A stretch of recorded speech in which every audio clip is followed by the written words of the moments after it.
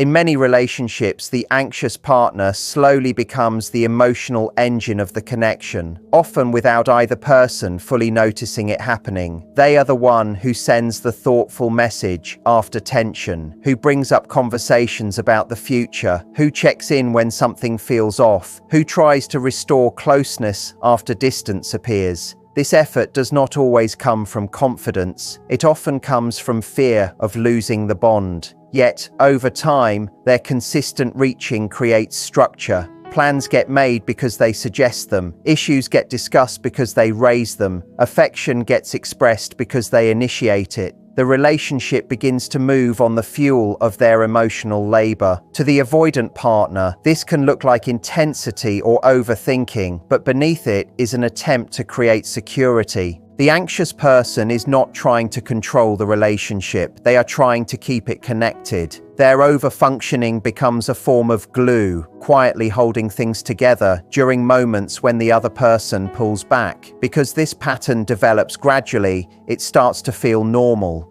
The anxious partner assumes this is just how love works. That effort must be proven again and again. The avoidant partner adjusts to receiving more emotional pursuit than they give, not out of cruelty, but habit. And so a dynamic forms where one person manages the emotional temperature of the relationship, while the other relies on that management more than they realize. What is important to understand is that this overfunctioning does not only exhaust the anxious partner, it also shapes the avoidant partner's sense of stability. Even if they value space and independence, there is comfort in knowing someone is consistently turning toward them. The anxious partner's presence acts like a steady signal that the relationship is safe, available, and still alive. This can mask deeper imbalances. The avoidant partner may believe the connection is low maintenance, not seeing how much maintenance is being done on their behalf. Meanwhile, the anxious partner may grow increasingly tired, feeling responsible for the emotional survival of two people. The danger of this pattern is not loud conflict, but quiet burnout. When one person is always adjusting, soothing, and repairing, they slowly disconnect from their own needs. Yet the dynamic feels stable on the surface because problems are constantly being managed. Understanding this first key point helps explain why change later feels so dramatic. When the person who has been carrying the emotional weight finally sets it down, the relationship does not just lose effort, it loses its main stabilizing force. What once felt steady suddenly feels uncertain, revealing how much the connection depended on one person's ongoing emotional work. The avoidant partner often believes they are the self-sufficient one in the relationship, the one who needs less, feels less, and depends less. They may take pride in being independent, in not getting overwhelmed by emotion, in being able to step back when things feel intense. On the surface, it truly can look that way. They do not call as often, they do not always express what they feel, and they seem comfortable with space. But what is easy to miss is that their sense of emotional safety inside the relationship is quietly supported by the anxious partner's consistency. When someone keeps reaching out, keeps caring, keeps returning after moments of distance, it creates a background reassurance. The avoidant does not have to ask, "Do they still want me?" because the answer keeps arriving through the other person's effort. This does not mean they plan it or think about it in a calculated way. It is more subtle than that. They simply get used to a connection where closeness is maintained for them. The anxious partner's pursuit becomes part of the emotional environment, like a light that is always on. And just like that, the avoidant's independence is not as separate as it appears. It is taking place inside a bond that someone else is actively holding together. Because this support is indirect, the avoidant partner may not recognize how much they rely on it until it changes. As long as the anxious person keeps moving toward them, the avoidant can move at their own pace, withdraw when needed, and return when comfortable, without fearing that the connection will disappear. This creates a hidden dependency, not on intense closeness, but on the other person's willingness to maintain the link. The anxious partner becomes the emotional stabilizer, absorbing uncertainty and smoothing over gaps. Meanwhile, the avoidant partner interprets the relationship as manageable and low pressure, unaware of the effort making it feel that way. When people say avoidants fear being depended on, it is only part of the picture. Often, they are the ones depending in ways they do not see, depending on someone else to carry the emotional initiative. That is why a shift later can feel so destabilizing. When the anxious partner stops pursuing, the avoidant does not just lose attention, they lose the quiet reassurance that allowed them to feel safe without fully engaging. What felt like freedom was partly supported by someone else's emotional investment, and its absence exposes needs they had long kept out of sight. When the anxious partner begins to step back, even slightly, the emotional balance in the relationship shifts in ways the avoidant partner rarely anticipates. For years, the connection may have felt manageable because one person was carrying the emotional weight, consistently bridging gaps, clarifying misunderstandings, and offering reassurance. The avoidant partner becomes accustomed to this rhythm, interpreting it as the natural state of the bond rather than recognizing that it has been sustained largely by someone else's effort. Once the anxious person reduces their pursuit, withdraws their constant availability, or begins to prioritize their own emotional needs, the avoidant experiences a void. This absence is not merely physical, it is emotional.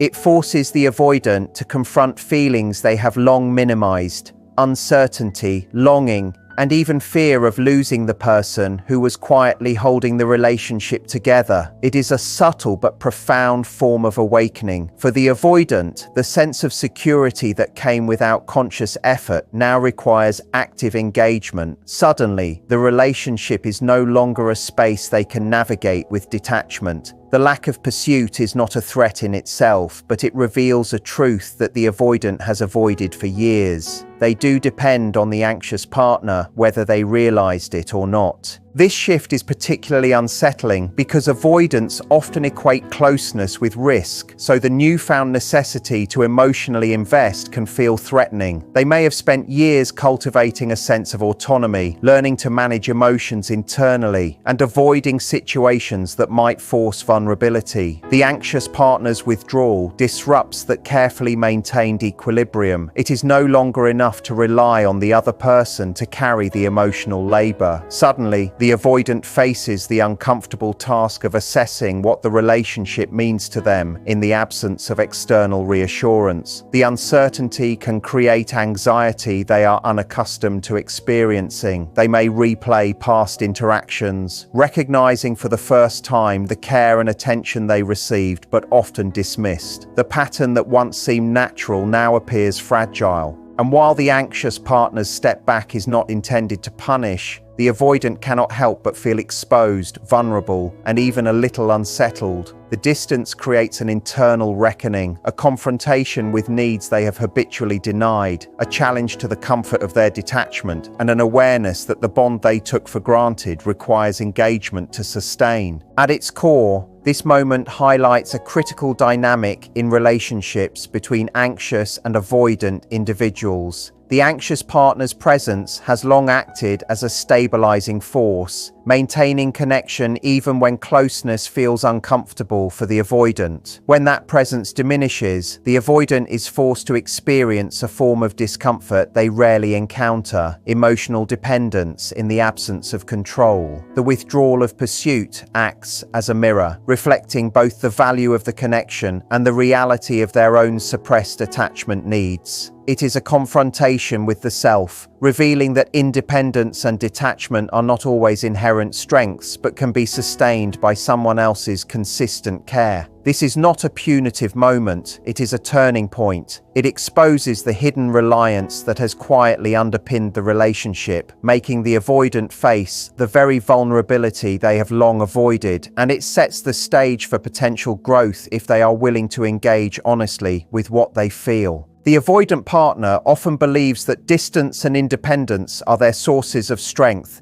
They take pride in their ability to step back when emotions run high, to manage life on their own terms, and to remain unshaken by the intensity that closeness can bring. For them, connection is something to navigate carefully, not to fully immerse in. Yet what is often overlooked is that their perceived freedom has been supported, almost invisibly, by the anxious partner's consistent efforts. The person who always checks in, who initiates conversation, who softens conflict, and who pursues closeness provides a quiet foundation that allows the avoidant to feel safe while keeping their distance. Without this steady presence, the avoidant's sense of control is suddenly less certain. They begin to realize that what they thought was effortless independence was, in fact, only possible because someone else was holding the emotional scaffolding. It is not that they did not care about the relationship before. It is that they have rarely had to confront their own need for emotional investment. This dynamic creates a hidden reliance that is subtle but powerful. For years, they may have enjoyed space and autonomy, believing they were unaffected by the connection, while in reality their emotional security was quietly nurtured by another's effort. When that quiet support begins to waver, the avoidant encounters discomfort that is unfamiliar. The anxious partner's withdrawal or reduction of pursuit removes the safety net they have long unconsciously relied upon. Suddenly, independence does not feel safe, and distance begins to highlight absence rather than freedom. The avoidant may notice gaps in communication, a lack of reassurance, or fewer initiatives to maintain connection. These changes, though small, create a sense of instability they are unprepared to navigate. For the first time, they are faced with the reality that relationships require engagement and that emotional bonds cannot be sustained entirely by detachment. This shift is often experienced as unsettling because it confronts a deeply ingrained habit, avoiding vulnerability. The avoidant is no longer able to rely solely on their partner's pursuit to create a sense of safety. Instead, they are confronted with the need to examine their own feelings, to consider their desire for connection, and to recognize that emotional intimacy may require more courage than they have previously allowed themselves to display. It is a moment that challenges their long-held assumptions about independence, control, and the nature of closeness. Ultimately, this key point underscores the paradox of avoidant dynamics in relationships. The avoidant's perceived self-sufficiency is often intertwined with the anxious partner's consistent care, forming a hidden dependency that only becomes evident when the anxious partner steps back. This revelation can be startling. It forces the avoidant to confront feelings of uncertainty, longing, and attachment they have historically minimized. The absence of pursuit is not a punishment. It is a mirror reflecting their own suppressed needs and the realities of the connection they once took for granted. It is a turning point that invites self-awareness and growth. The avoidant must decide whether to engage with their emotions and the relationship authentically or retreat back into distance. The moment is uncomfortable but necessary, revealing that true stability in relationships arises not from avoidance or independence alone, but from mutual presence, effort, and the willingness to face vulnerability directly.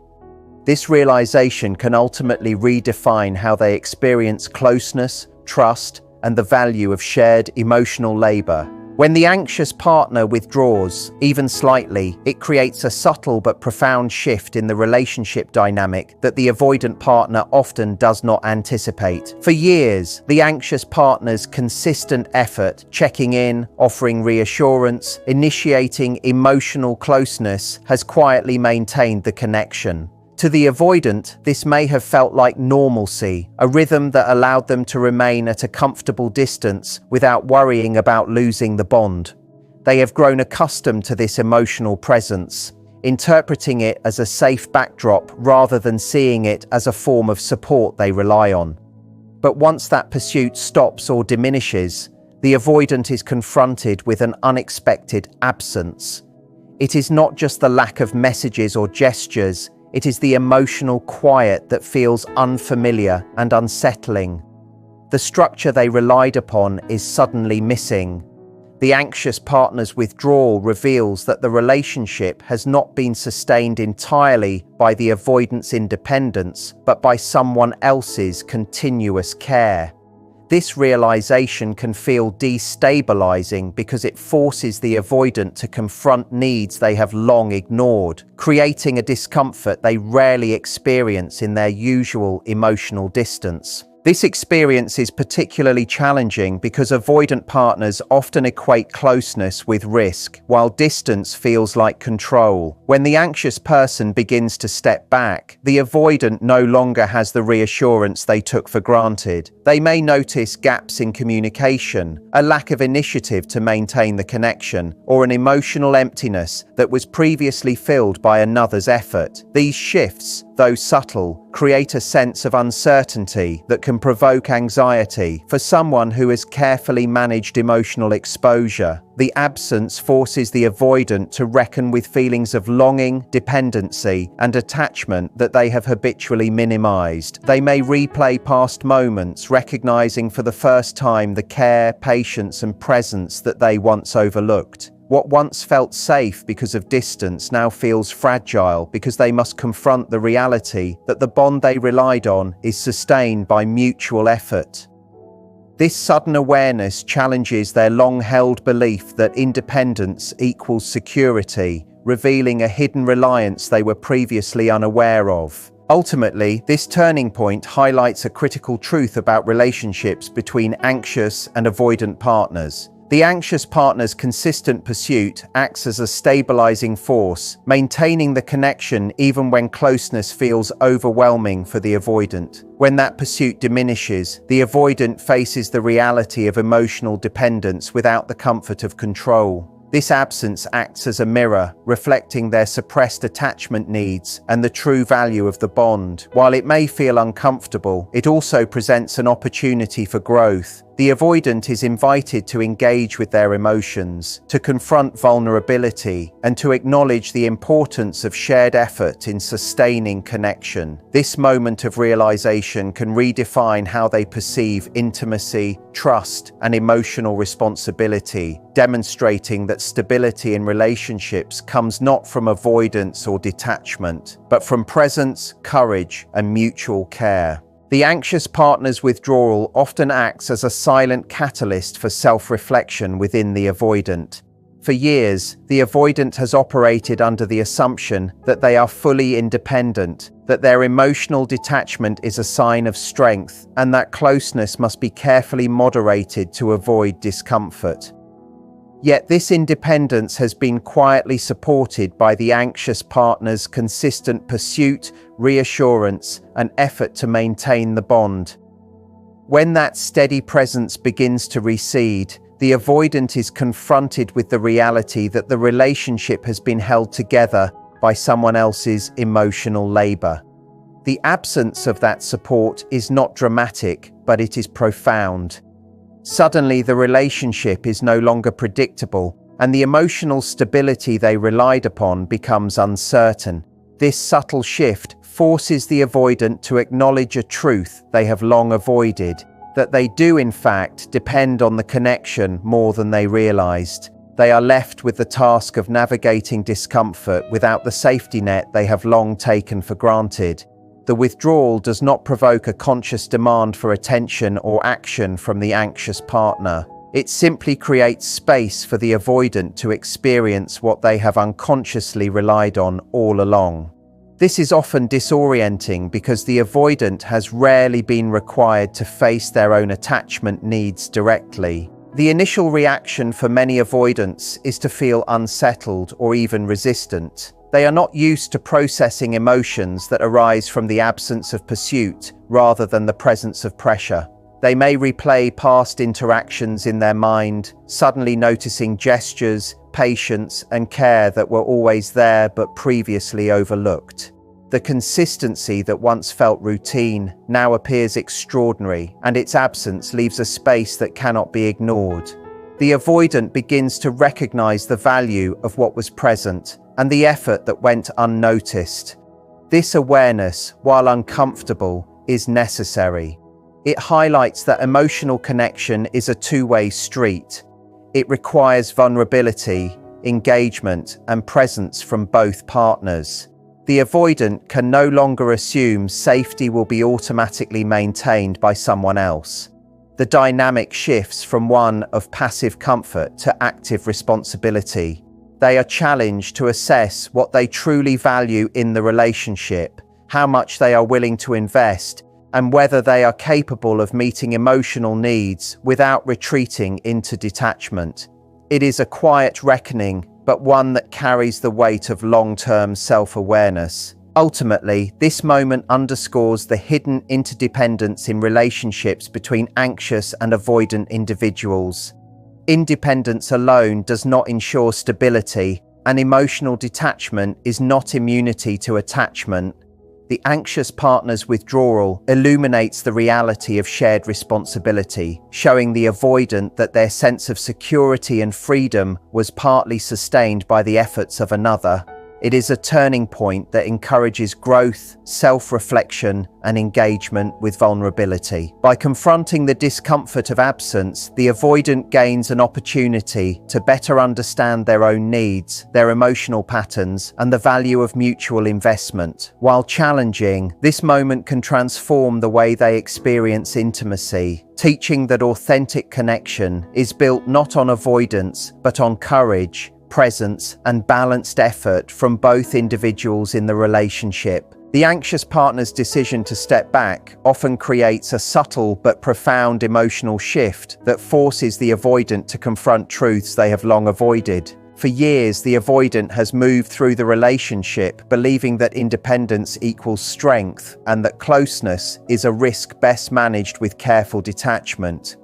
Yet the emotional stability they have relied upon has been quietly supported by the anxious partner's consistent effort, checking in, reassuring, initiating connection, and absorbing emotional turbulence. When this steady presence diminishes, the avoidant experiences a void that is both unfamiliar and uncomfortable. The absence does not demand immediate action or confrontation. It simply highlights the hidden dependence they have had on the anxious partner's engagement. The relationship, once predictable and under their control, now feels uncertain. They are forced to reckon with emotions they have long minimized: longing, attachment, and even fear of loss. This quiet awakening can feel disorienting because it strips away the illusion that they are entirely self-sufficient within the bond. It is a confrontation with the subtle truth that independence in a relationship is often sustained consciously or unconsciously by someone else's care. This moment of absence challenges the avoidant's perception of emotional safety. For years, they may have taken comfort in their ability to withdraw, to regulate their own feelings, and to avoid vulnerability. Yet without the anxious partner actively maintaining connection, those coping strategies no longer provide the same reassurance. The gaps in communication, the lack of proactive closeness, and the quiet emotional distance now stand out in stark relief. The avoidant may begin to replay past interactions, noticing the patience, consistency, and care they once overlooked or dismissed. What once felt routine now appears extraordinary, and the realization that someone invested so deeply in sustaining the bond can be both humbling and unsettling. It forces the avoidant to acknowledge that a relationship is not merely an arrangement of convenience or comfort, but a living, mutual exchange. To sustain connection, they must now consider what they are willing to contribute, how much they value emotional intimacy, and whether they can tolerate vulnerability without retreating. This is an internal reckoning that cannot be avoided. It is subtle, slow, and powerful because it challenges the very strategies they have relied upon to navigate relationships. Ultimately, the anxious partner's withdrawal serves as both a mirror and a turning point for the avoidant. It reveals the hidden interdependence in relationships that often goes unacknowledged and confronts them with the reality of their own attachment needs. While the absence may initially feel destabilizing, it also presents an opportunity for growth. The avoidant can choose to engage with their emotions, confront vulnerability, and participate actively in the relationship rather than relying on the other person's constant effort. This moment teaches that true stability and intimacy are not built on detachment or avoidance, but on mutual presence, effort, and honesty. By facing the discomfort of absence, the avoidant gains insight into the value of shared emotional labor, the importance of reciprocal care, and the courage required to cultivate authentic connection. It is a transformative point that redefines how they perceive love, trust, and partnership. True growth in a relationship begins when both partners are willing to face the fears that have shaped their interactions, and nowhere is this more evident than in the dynamic between anxious and avoidant individuals. The anxious partner fears abandonment, craves reassurance, and often overfunctions to maintain the bond, while the avoidant fears vulnerability and seeks distance as a form of self-protection. When the anxious partner begins to step back, it forces the avoidant to confront the very fears they have long avoided: the need for connection, the reality of attachment, and the discomfort of relying on someone else emotionally. This moment can feel like a shock because the avoidant is suddenly faced with a type of uncertainty they are unaccustomed to navigating. What was once supported passively by the anxious partner's efforts now requires active participation. The relationship no longer operates on autopilot. It requires engagement, reflection, and a willingness to show up emotionally. This confrontation is uncomfortable but necessary, as it exposes the avoidant's hidden dependence and challenges the belief that detachment is true freedom. The anxious partner's withdrawal is not intended as punishment but acts as a catalyst, creating space for both individuals to see the dynamics of their connection with clarity. This period of absence or reduced pursuit encourages self-reflection in the avoidant partner. They begin to notice the patterns they previously dismissed, the patience, understanding, and consistent care the anxious partner offered. What felt routine or even excessive at the time now appears invaluable. The avoidant may recognize that their perceived independence was quietly supported by someone else's effort, and that emotional closeness, while uncomfortable, is an essential component of a stable relationship. This realization often triggers internal questions. How much do I truly value this connection? Am I willing to show up fully and share the emotional responsibility? Can I tolerate vulnerability without retreating? These are not easy questions for someone who has long relied on distance as protection, but they are crucial for growth. Facing these questions allows the avoidant to see the relationship as a partnership rather than a space to manage on their own terms. It is the beginning of understanding that connection requires courage, not just convenience. Ultimately, the anxious partner's withdrawal creates an opportunity for both growth and transformation. For the anxious, stepping back is about self-respect, boundaries, and choosing a relationship that is mutual rather than one-sided. For the avoidant, it is an invitation to engage with feelings they have long minimized, confront vulnerability, and embrace emotional intimacy. The absence of constant reassurance reveals the true value of the bond and forces an awareness of interdependence that cannot be ignored. This moment can be unsettling, but it is also transformative, teaching both individuals that authentic connection is built not on avoidance or over-reliance, but on mutual effort, courage, and presence. Growth occurs when fear is faced and emotional responsibility is shared, paving the way for deeper understanding, trust, and a more balanced, meaningful connection. It is in this delicate space of challenge and reflection that true relational evolution begins.